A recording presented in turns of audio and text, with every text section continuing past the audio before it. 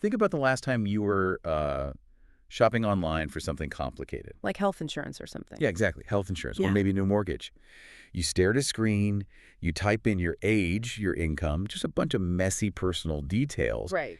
And then, boom, the system just hands you this shiny, perfectly tailored recommended plan, like right at the top of the page. And you probably felt this massive wave of relief. Oh, for sure. The heavy lifting is done. The math is sorted out. But what if that exact feeling of relief isn't actually a feature of good design? Yeah. What if it's, a trap? It's a question that completely reorients how you look at the screens you interact with every single day. It really does. Today, we are looking at an observation record by Tommy Yoshida, who is also known as Yoshida Tsutomu. And he captures a moment that is so ubiquitous, so profoundly normal, that we've kind of entirely stopped dissecting what's actually happening to our brains when we experience it. Right.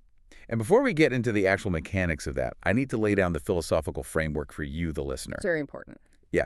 The premise of this specific deep dive is strict. It comes directly from Yoshida's own fixed opening narration. So this space we're entering together today, it is not a platform for evaluating whether technology is good or evil. No, not at all. It's not a tutorial on how to optimize your digital life. And maybe most importantly, we are not here to neatly tie up every idea with a perfect conclusion. Right. We're actively resisting the urge to do that. Exactly. Because, we are currently sitting in the middle of this massive technological transition period. Because of that, there are unfinished thoughts, pending questions, and unresolved ideas in Yoshida's observations that we're just going to leave exactly as they are. We're going to leave the loops open. And, there's a vital meta layer to this that you might notice as you listen. Yeah, the awkwardness. Yes. There could be a slight sense of unnaturalness today. You might feel this subtle awkwardness or discomfort in how language, the digital interface, and human judgment are interacting in these scenarios. And we are accepting that awkwardness. Fully accepting it. We aren't smoothing the rough edges because that slight friction is an intentional part of the observation. So let's jump right into the concrete scenario Yoshida presents, because it really grounds this whole thing. Yeah, let's do it. Yoshida describes a specific experience witnessing an automated digital insurance proposal. Which historically is just a nightmare of variables, right? Oh my gosh, a total nightmare. You have your age, your fluctuating family structure, income brackets, incredibly complex medical histories. Right, it's a mountain of tangled, contradictory data. But in the scenario Yoshida observed, all of those messy human variables had been digested instantly. The moment the proposal materialized on the screen, the plans were already cleanly ranked. Just boom, done. Exactly. There were no raw numbers to calculate, no complicated charts to cross-reference yourself. It was just this polished lineup on a screen, complete with a shiny, reassuring label that basically said, based on your data, this is the one. Right. Okay, let's unpack this for a second. It's like walking into a restaurant and the waiter has already ordered your meal based on your past dining history. Oh, that's a great analogy. Right. It looks entirely natural. The food just arrives. But is it natural? It's like water flowing down a mountain. Yeah. The engineers who built that interface have carved such a deep, smooth trench directly toward their preferred buy button that trying to evaluate the other options feels like, swimming upstream. You can do it, but the gravity of the design is doing the decision-making for you. Yes, the gravity. And that gravity is exactly what Yoshida is pointing out. While there appear to be multiple choices on that screen, which, gives you the illusion of control, Right. the architecture of what you're looking at is actively funneling you toward one specific destination. Yoshida actually calls this a hesitation-free structure. A hesitation-free structure. Wow. So the friction has been entirely engineered out of the environment. Yes. The choices are arranged in a way that pulls your eye, your intuition, and your cursor right toward that recommended path. Color, spacing, all of that. Color, spacing, font weights, it's all choice architecture designed to lower your cognitive load.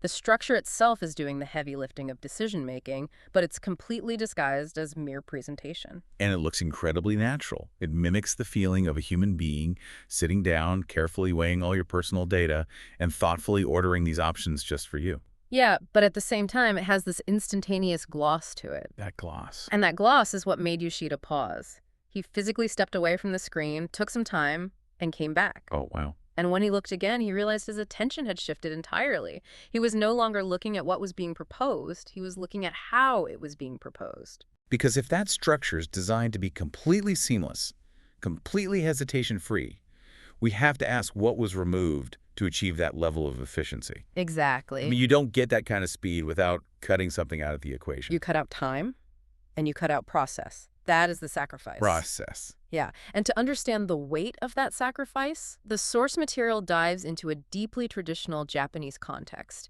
to explain what process actually meant before these frictionless structures took over. Let's explore that Japanese context, because I think it paints a very different picture of what it means to actually make a choice. So in traditional Japanese business and service culture, a proposal like for insurance or a financial plan was never just an end result. Right. It wasn't a finalized PDF handed across a desk for a signature. It was deeply rooted in a shared, unfolding process. It's similar to the concept of nimawashi, or laying the groundwork. The Imawashi, okay. Yeah, it meant sitting together, looking at the raw conditions, and moving back and forth between possibilities. You would literally share the physical space of the document. You'd sit with an agent, they would read your body language, listen to your concerns, and pivot their explanations in real time. Yes, In exactly. fact, you might look at a premium and wince, and the agent would immediately say, okay, let's adjust this variable, let's look at this other path. What's fascinating here is that the proposal emerged through that collaboration. Emerged. I like that. The hesitation you felt, the swaying between different options, the time spent manually adjusting the numbers that wasn't considered a delay or an inefficiency. Wait, really? Yeah, that was the proposal. The journey of figuring it out was fundamentally part of the product you were buying. Okay, I actually have to push back on this a little bit, Go for it. because while that sounds beautiful and highly collaborative, I'm thinking about my actual life. I'm thinking about you, the listener, and how busy we all are. I mean, if we remove the hesitation, the swaying between options, and the time spent adjusting, aren't we just saving time? Isn't mourning the loss of that process just, I don't know, a romanticization of inefficiency? How do you mean? Look, I hate wasting 3 hours sitting at a desk, agonizing over deductibles and premiums. Nobody likes that. Right. If a digital interface can process 1 million data points, cross-reference them against actuarial tables, and give me the mathematically sound best option in 3 seconds, that is a superpower. It is. I want that fast route. I'm genuinely defending the value of eliminating that headache. And you aren't wrong to want that. The efficiency is a superpower. It's incredibly convenient to get those 3 hours back. Yeah. But Yoshida's observation isn't about denying the convenience. It's about recognizing the invisible cognitive cost of that convenience. The cognitive cost. When we engineer out the headache, we also engineer out the blank space. The margins of unfinished thought. Precisely. In that traditional, messy process, your hesitation was the space where your actual preferences were formed. Right, because you had to think about it. Yeah. When you paused and thought, well, maybe I don't need that much coverage, but what if my roof leaks? That internal debate is where you took ownership of your life's variables. You were actively exercising your decision-making muscles. And now, because the hesitation is gone, those muscles are kind of atrophying. Yeah. The time is gone. We only see this clean, finished structure on the screen. Yep. The entire journey of how that recommendation was built, the weighing of those complex variables, it's locked away in a black box. The interface hides the math, it hides the trade-offs, it just presents the conclusion. But if that black box is completely invisible to us, it forces us to a corner. How so? Well, we have no choice but to look at this shiny recommendation and wonder, is this actually the best plan for me? Or is it just the plan they made easiest for me to click? Which brings up the central, quiet question Yoshida poses. Exactly. Is this final lineup of choices truly optimal, or is it merely designed to be chosen? Designed to be chosen. Those are two vastly different realities, even if they look identical on a screen. Totally different. The interface might flash a banner saying, based on your profile, here is your insurance, but it never explicitly shows you the why behind the specific sequence. No. It doesn't say, hey, we buried option C because it has a slightly lower profit margin for us, even though it covers exactly what you need. Yeah. You are just handed the polished order.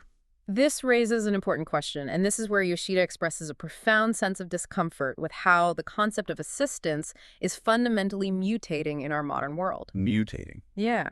It used to be that tools assisted us in our thinking. Now that assistance is becoming the premise, the default state of our lives. Wait, so if assistance used to be like, a calculator helping me do the math on my own budget? Right. What you're saying is the premise is the calculator just handing me the final spending limit and hiding the formula it used to get there. That is a perfect way to put it. Think about the subtle yet massive psychological difference between a system that supports your process of thinking versus a system that just makes things easy to choose. Right. A system that supports your thinking acts as a sounding board. It provides context. It might show you a slider and say, if you lower your monthly payment here, your out-of-pocket risk goes up by exactly this much over here. It forces you to engage with the reality of the trade-off. Yes.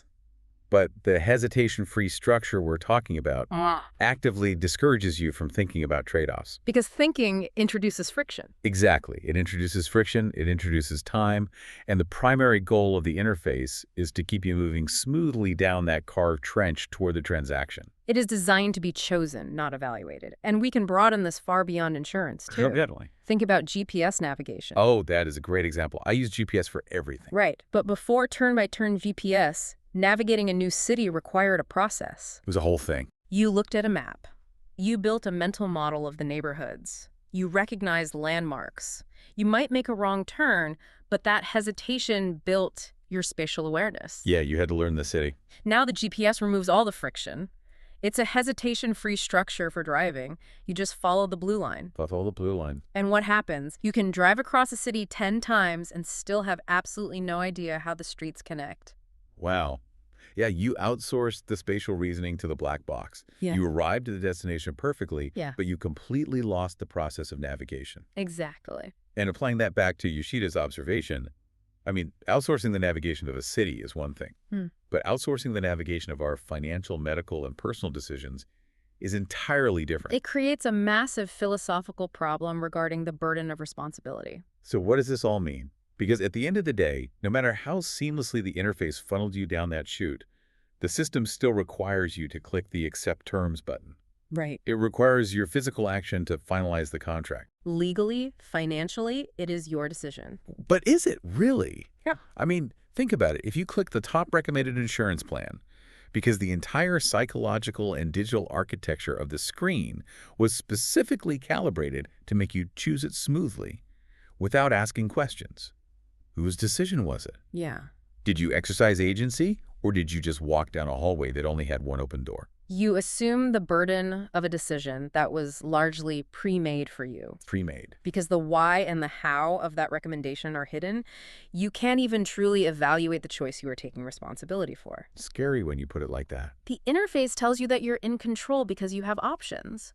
But the design of the interface makes sure you only seriously consider one of them. It's the illusion of agency. Yeah. And if we connect this to the bigger picture, it becomes so clear why Yoshida's observation is critical for us to sit with today. We are actively globally transitioning from a world where time and friction were considered natural, necessary parts of evaluation to a world where speed and seamlessness are worshipped as the highest possible virtues. We are trading the friction of the process for the comfort of the premise. And we're making that trade without fully understanding the cognitive costs. Which brings us back to the rule we established at the very beginning of this deep dive. Yes, the mission. We are not here to declare that algorithms are evil or that convenience is a sin. We aren't trying to scare you away from using helpful digital tools. And we certainly aren't advocating for a return to the days of filling out carbon copy forms in a dusty office for 3 hours. No, please no. As you said earlier, efficiency has real, undeniable value. We need that time back. But Yoshida's observation demands that we look unblinkingly at the nature of that efficiency. We have to acknowledge what is being quietly erased from our daily lives. So to summarize the core, unresolved observation we must hold on to, when the process of decision-making disappears from our view, what happens to our fundamental ability to think within it? That's the big question. The time that was once naturally embedded in a recommendation, the time it took to weigh, to doubt, to question the variables, to adjust, it's gone. And that absence, that missing time, that erased hesitation, is exactly where a massive societal shift is occurring right beneath our fingertips. Yeah. We're losing the habit of the process. The blank space where we used to figure out what we actually valued is being paved over with polished convenience. And we're left holding the responsibility for choices we barely understand. And as we promised, we are not going to wrap this up with a neat little bow. No neat conclusions today. There's no 5-step plan to fix this today. Brock. We're going to leave this thought unfinished, staying completely true to Yoshida's philosophy. We want you to carry this slight discomfort with you the next time you look at a screen that seems just a little too helpful. Just a little too easy. Exactly. So I'll leave you with this. When the friction of decision-making is completely removed from your daily life, when every choice, from the insurance you buy to the media you stream, is flawlessly ranked and utterly seamless, what else vanishes along with it? Are we quietly trading the margins of our own autonomy for the comfort of convenience?